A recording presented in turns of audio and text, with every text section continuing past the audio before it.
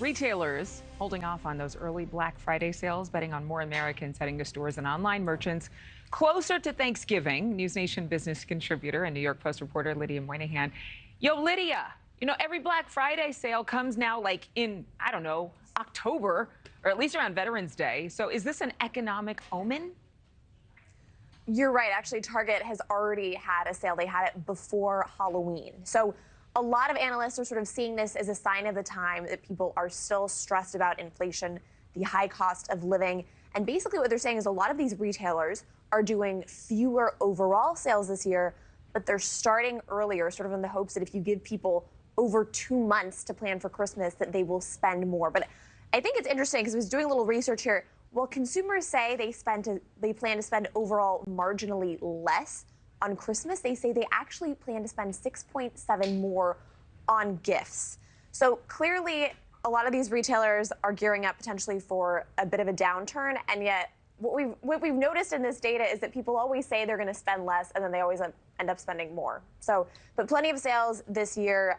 It's just an interesting timing. We have Target last week, and then we have another Target sale coming up in a few weeks. We have Walmart having a sale this week, Amazon next week. So it's important to kind of keep your eyes and your ears open if you're trying to get some bargains this year. Okay. Well, let's talk about shopping for cars, because that's big news considering how the auto market has really been going through flux. Apparently, there is a new survey out that says that people don't trust Ford, the symbol of Americana, as much as they used to. What does that mean? What's going on?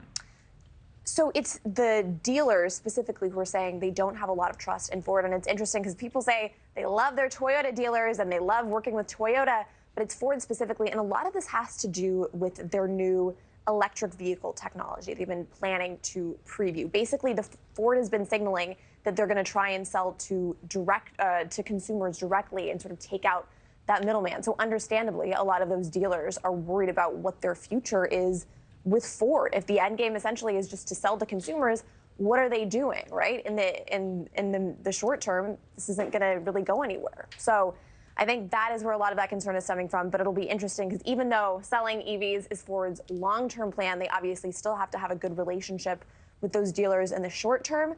But whether or not that actually means these dealers are going to try and sell another brand of car, of course, remains to be seen.